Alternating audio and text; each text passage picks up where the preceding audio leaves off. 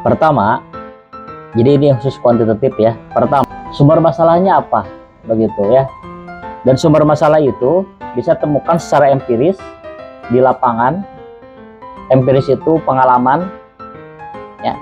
Dan juga teoritis. Kalau teoritis misalkan ini khususnya untuk hal-hal yang sifatnya misalkan ada berita ya, tidak kita alami tapi kita ketahui begitu. Ini teoritis. Kalau empirisme sesuatu yang kita alami, kalau teoritisme memang tidak kita alami tapi kita tahu di teorinya gitu dalam naskah yang lain. Ini pertama. Makanya kemarin kan Imam sudah mencoba mempraktekkan kira-kira masalahnya apa kaitan dengan SD. Kan itu awalnya. Yang Imam merasakan secara empiris atau teoritis? Empiris kan? Imam merasakan sendiri. Jadi teman-teman, Imam itu mencoba menganalisa satu permasalahan kaitan dengan tahfidz. Imam rasakan sendiri metode halaqah metode tahfidz yang dilaksanakan di SD itu dirasa kurang efektif. Nah itu masalah, itu sumber masalah yang kemudian Imam rasakan sendiri kan gitu. Nah dari sumber masalah ini ya, maka kemudian diturunkan menjadi rumusan masalah.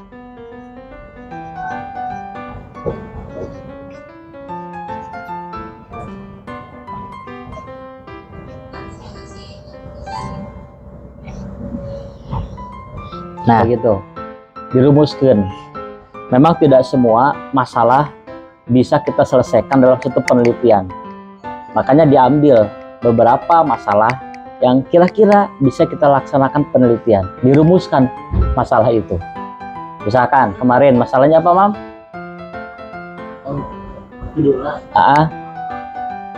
Sebelum ke judul, masalahnya heula we, masalahna.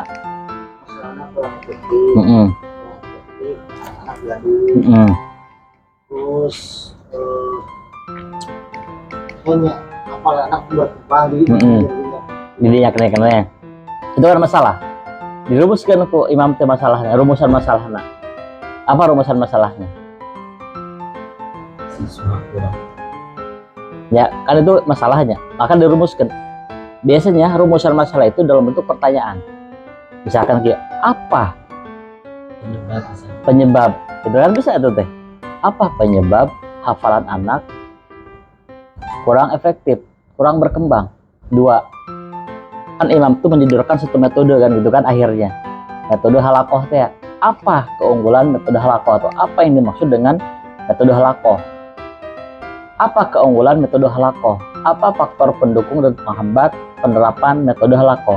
Kan itu dirumuskan sehingga orang teh ketika sudah dirumuskan maka kita fokus penelitian baca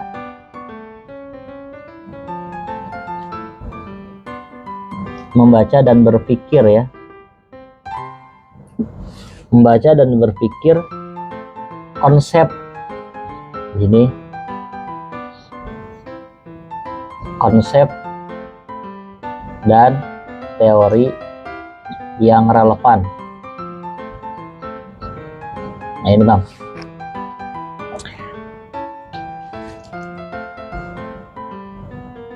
jadi langkahnya membaca dan berpikir konsep dan teori yang relevan. Kira-kira ya setelah dirumuskan, kan setelah mengajukan beberapa pertanyaan apa keunggulan bagaimana, yang pertama membaca konsep yang teori yang relevan kan gitu.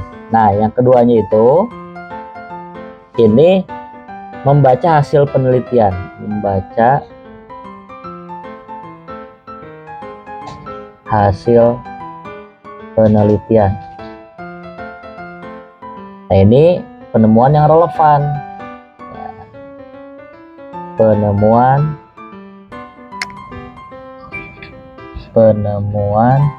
yang relevan. Nah makanya dalam penelitian itu pasti ada poin hasil penelitian terdahulu.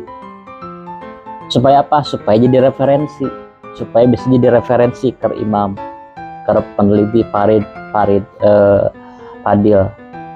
Jadi setelah dirumuskan masalah, yang pertama membaca konsep teori yang relevan kan gitu. Yang kedua baru membaca hasil penelitian yang sudah ada yang kira-kira relevan jeung judul urang.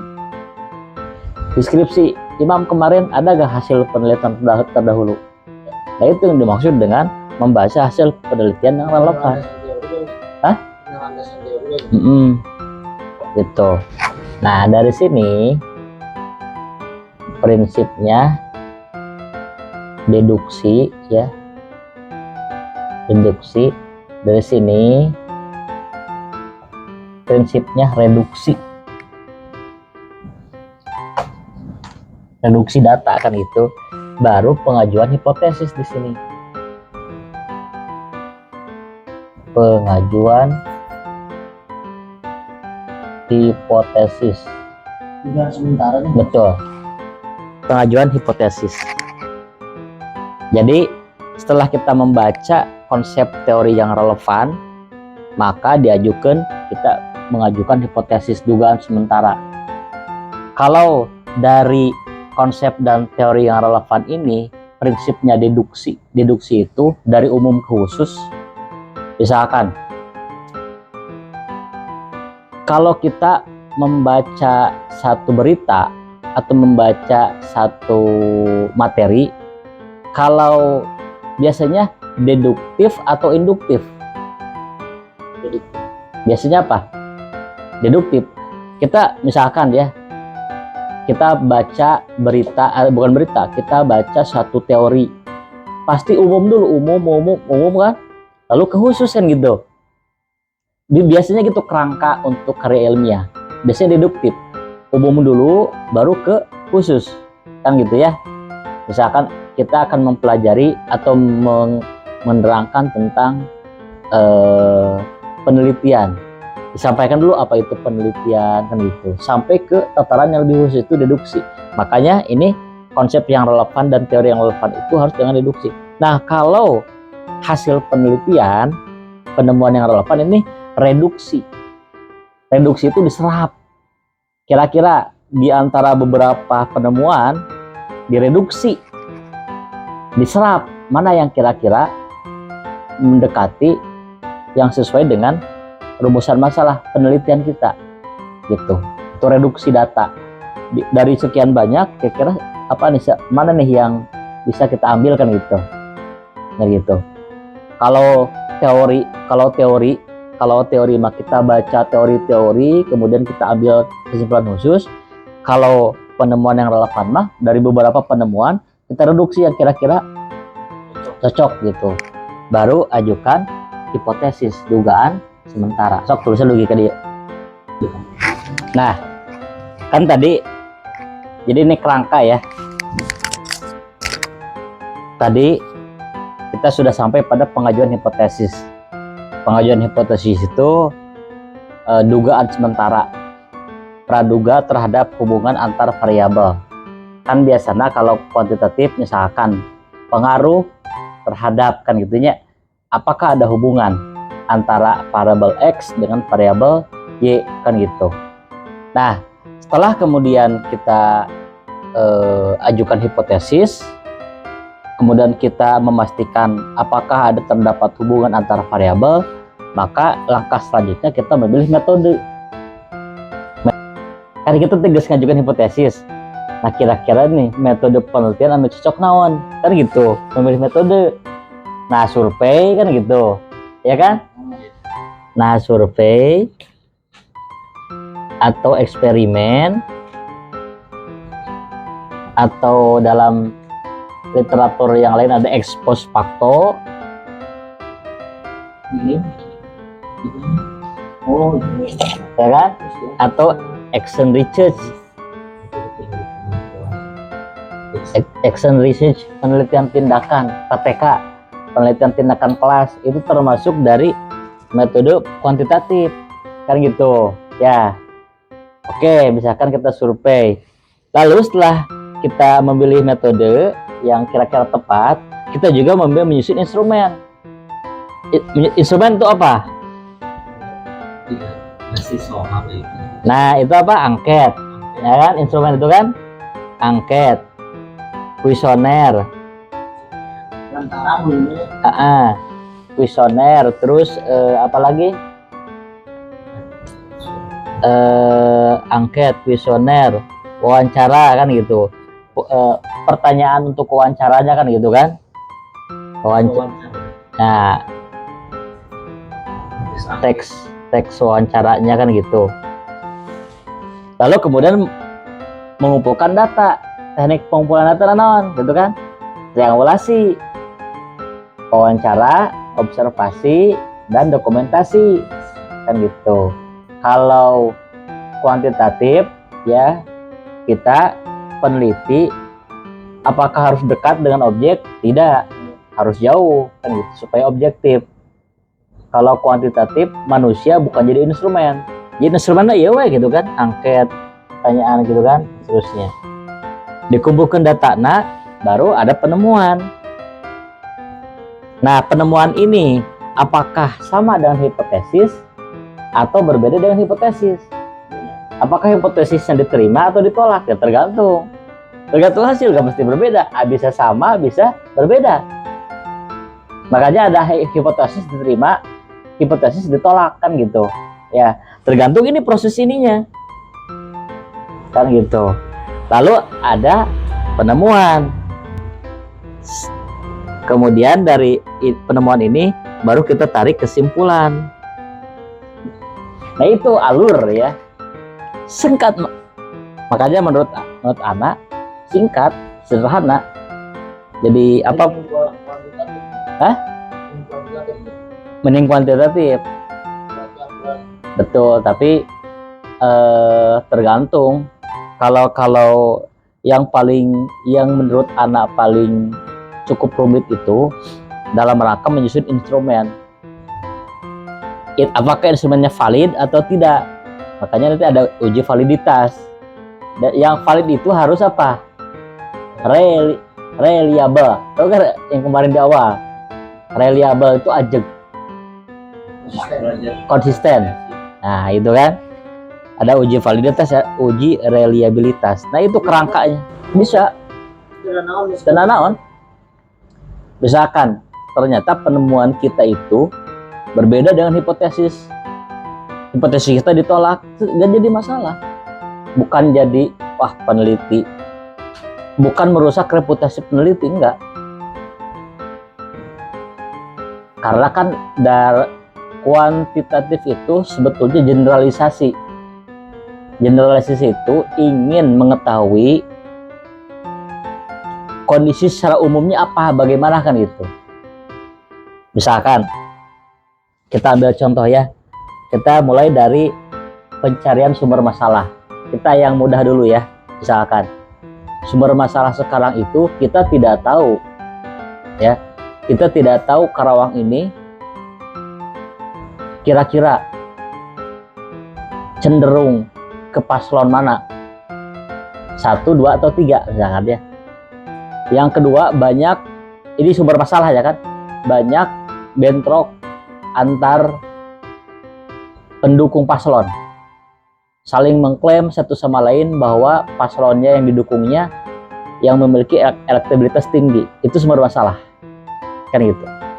Maka dari sumber masalah itu kita rumuskan masalahnya. Kira-kira 1, siapa pemegang atau pemenang elektabilitas tertinggi di Karawang gitu. 2, bagaimana misalkan hubungan antara hasil survei dengan, atau hubungan antara tingkat elektabilitas paslon dengan kualitas pemilih misalkan gitu ya, misalkan. Nah, baru setelah dirumuskan masalahnya ya, kita cari yang pertama teori yang kira-kira cocok. Teorinya apa? Tentang elektabilitas, tentang konstituen, cari tentang demokrasi, tentang survei, tentang profil masing-masing calon kan itu. Itu kita membaca teori. Kemudian kita juga mencari hasil penelitian yang relevan. Penelitian sebelumnya misalkan ada rilis survei terbaru misalkan di Karawang kan gitu ya, rilis survei terbaru misalkan di Karawang apa kan gitu, dan seterusnya. Nah ya, terus nah setelah kemudian kita cari teori, kemudian menemukan penelitian yang relevan, baru kemudian kita ambil hipotesis, diajukan hipotesisnya. Hipotesisnya apa? Hipotesisnya paslon nomor 4 menang, paslon nomor 4 menang misalkan, itu hipotesisnya.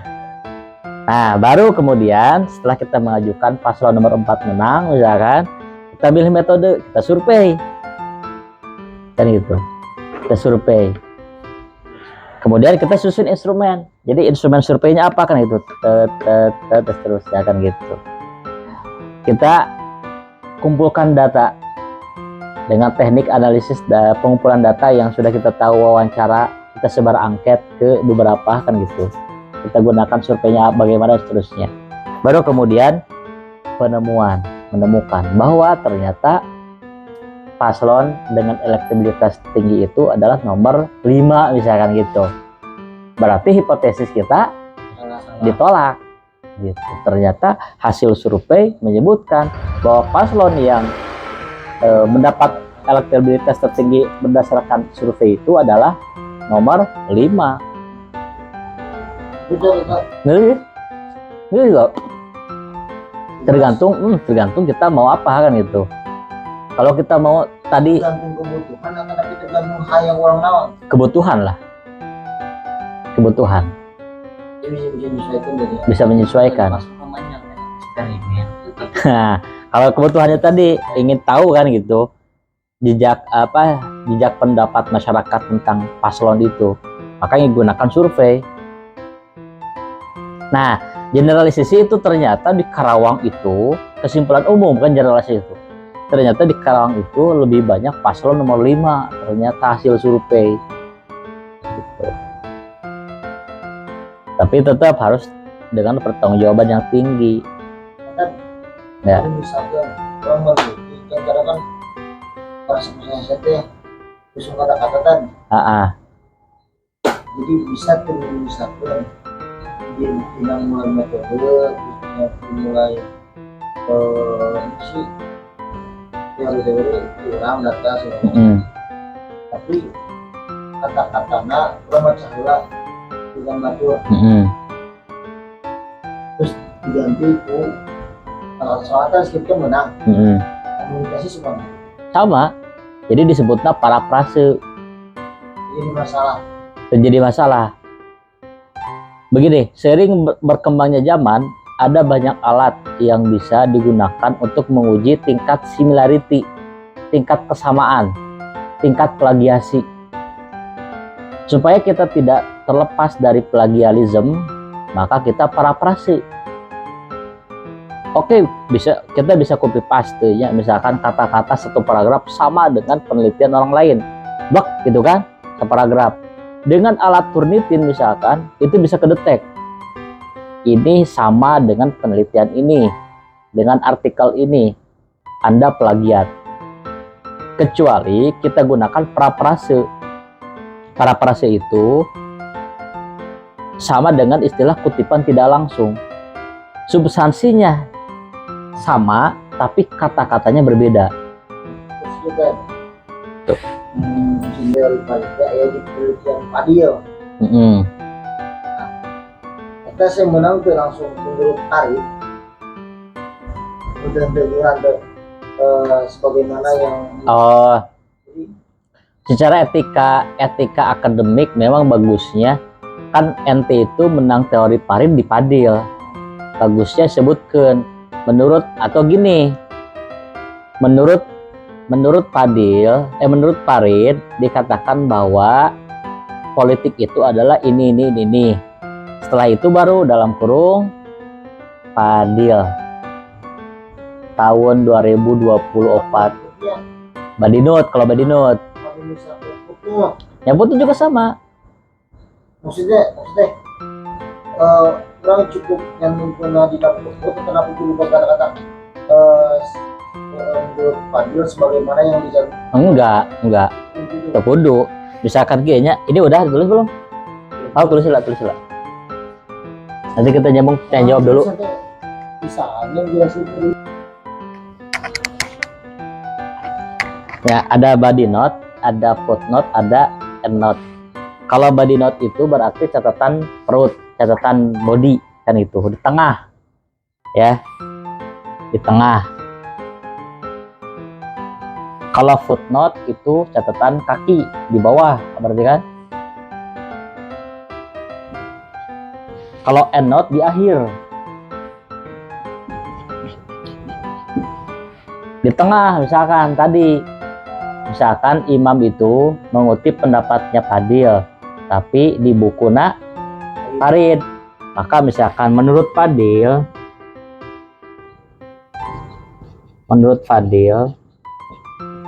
bahwa politik adalah bla bla bla, di akhir Farid 2022 halaman 17. Ya body note di tengah setelah paragraf, setelah titik, gitu kan? Nah kalau the footnote menurut Fadil satu di sini, gitu kan? Baru di bawah setelah di bawah satu Farid, Muhammad Farid, judulnya politik, penerbitnya Pustaka Aksara misalkan, tahun itu di bawah. Kebayang ya, sering kita lihat ya. Kalau endnote mah di akhir, biasanya ini satu saja satu, nanti di akhir apa, di akhir selesai tulisan baru satu dijelaskan hiji, jadi bukan di bawah. Agak beda lagi, daftar sebagai beda lagi. Jelas semua tadi. Jadi kalau endnote mah penulisannya kayak footnote, betul kan, panjang itu sampai judul dan seterusnya, tapi letaknya setelah tulisan selesai ditulis. Tulisan di buku atau nanti? Bisa buku, bisa artikel ya bisa. Berarti kalau di bawah itu semua berarti Eta mah footnote. Karena footnote mah misalkan di salambar itu tulisan bisa. Tapi materi dibahas. Jadi itu di bawah kakinya, nah, di akhir kan kayak gitu. Keseraikan buku itu kan ya. Tersadayana itu rata-rata 2 footnote, body note. Contoh menggunakan Nanti endnote artikel ya daftar pustaka beda lagi. Kalau catatan itu tidak mesti daftar rujukan. Misalkan satu bisa misalkan penjelasan lain, penjelasan lebih rinci kan gitu. Farid bisa. Kan susahnya ya. Rata-rata di buku-buku B, misalkan tidak buku Fadil misalnya. Nah, kayak teori anggar teori batur, teori Fadil. Susahnya punya teori langsung buku kan. Tapi misalkan orang ada mau penelitian atau tesis skripsi itu, rata-rata teori nanti yang berarti secara tadi langsung. Tapi tidak lewat buku batur misalnya. Iya. Itu jadi masalah. Tidak jadi masalah sebetulnya. Yang jadi masalah itu ketika diuji mana bukunya gitu. Ketika diuji sama penguji diminta mana bukunya kan gitu.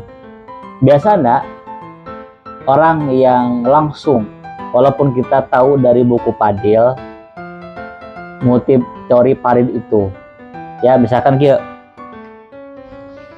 dina bukunya Fadil teh, gitu kan? Dina bukunya Fadil teh ayat teori Farid, gitu kan?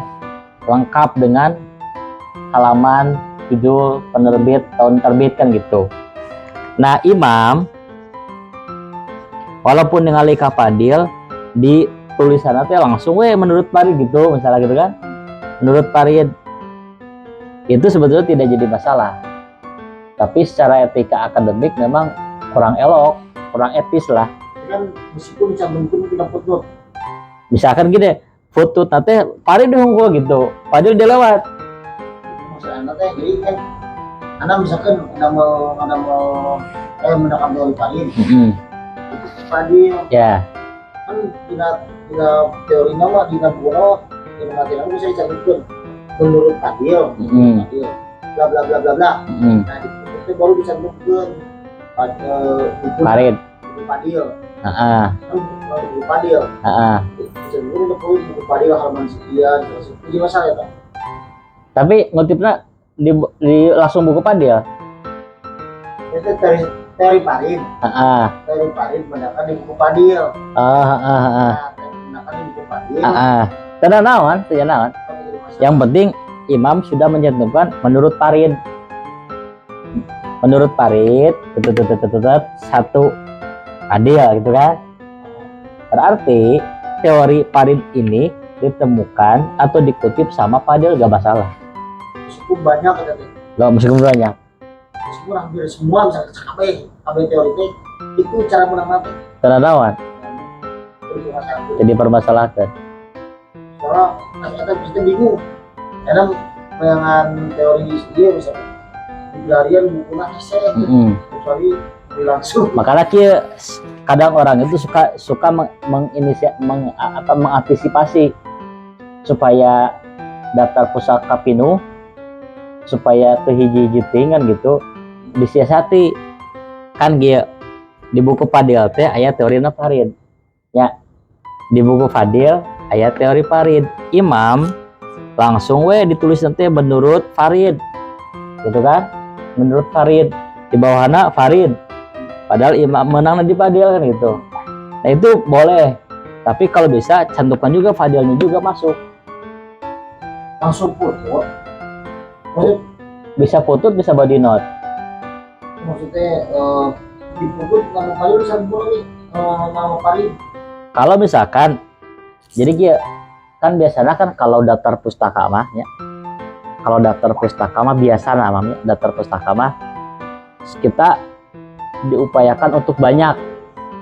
Ketika imam mencantumkan Farid juga, jadi satu teori mah imam teh seolah-olah langsung ningali ka Farid. Padahal sebelumnya sudah dicantumkan menurut Farid gitu kan, menurut Farid Fadil, berarti satu daftar pustaka. Nah di paragraf selanjutnya imam teh langsung ke Farid walaupun yang lain di Fadil, seolah-olah imam teh percaya ke Fadil bener ayalah buku di Farid gitu kan, berarti nambahan dua. Nah biasanya disiasati gitu biasanya. Jadi menurut Fadil ya maksudnya memang eta siasat aja, tapi bagusnya kita juga punya buku Farid gitu. Kita idealnya punya juga buku Farid supaya menambah daftar pustaka kan gitu.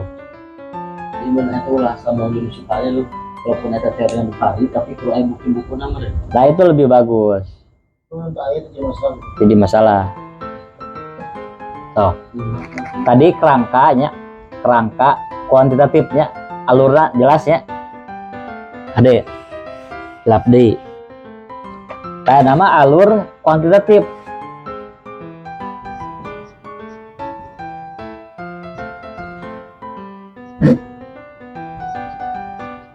Kuali.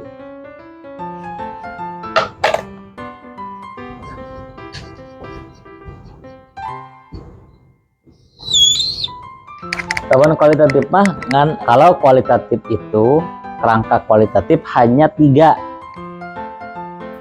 1 deskripsi, 2 reduksi, 3 seleksi. Dan itu dilakukan secara berulang. Ibaratnya kalau kualitatif itu kita mau piknik misalkan, kita tahu tujuannya, tapi kita tidak tahu apa yang akan terjadi, kan gitu. Atau misalkan kita mau menonton sebuah pertunjukan wayang, misalkan ya, seorang turis pengen menonton pertunjukan wayang, misalkan ya, turis itu. Nah, si turis pasti bertanya, makanya 4 setidaknya: berpikir, bertanya, analisis, nyimpulkan. Dan itu terus dilakukan berulang. Berpikir, bertanya, analisis, menyimpulkan. Berpikir, bertanya, menganalisis, menyimpulkan. Itu kualitatif. Kalau ya wayang kulit, misalkan wayang kulit, pikir kan, kemudian bertanya, bahannya apa, kan gitu. Dianalisa, kulitnya kulit apa, disimpulkan, oh ternyata wayang kulit teh bahan aya gitu. Terus ada dalang, ini dalang berpikir, dalang itu siapa, kemudian bertanya, kompetensi apa yang mesti dimiliki oleh seorang dalang. Oh, kompetensi itu harus gini-gini. Oh, dianalisis. Oh, berarti dalang itu harus keturunan misalkan tertentu. Simpulkan. Itu dilakukan dalam berbagai proses. Begitu. Nah, dalam proses deskripsi ini berarti kita menggambarkan secara keseluruhan, kan gitu. Menggambarkan secara keseluruhan, kan gitu ya. Apa yang kita lihat, kalau kita kan kualitatif apa aja ininya, jenis penelitiannya, metode kualitatif. Kuan itu mah bukan metodenya. Iya, fenomenologi, Fenomena terus. yang teori, Nah, dia kan studi kasusnya, studi kasus enak, kasus yang sedang ramai, kasus apa? Si Dante, terang tahu? Kasus anak ya, seorang anak yang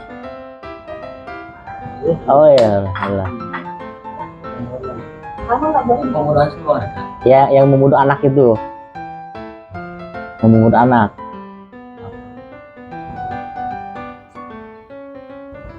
Oh yang apalagi ini salah bapak yang ada di kelapa. Nah, itu yang dikelopkan itu. Nah, itu kasus kan, kasus ya, digambarkan dulu lah studi kasus ini. Deskripsikan kronologinya apa, tanya ke polisi, tanya ke pemilik hotel, tanya ke pemilik kolam renang, kan gitu. Setelah itu ya udah tuh sok makan heula we. bisa dikurang. Ada mie wae. Nah, yang kedua direduksi dari berbagai informasi, kan pasti polisi nanya hotel, nanya yang bersangkutan, nanya ibu, nanya saksi-saksi yang lain, kan gitu. Baru direduksi, reduksi itu dipilah data ya, kayaknya data yang relevan, data yang valid itu apa, kan gitu. Direduksi, baru diseleksi, lebih rinci lagi diseleksi.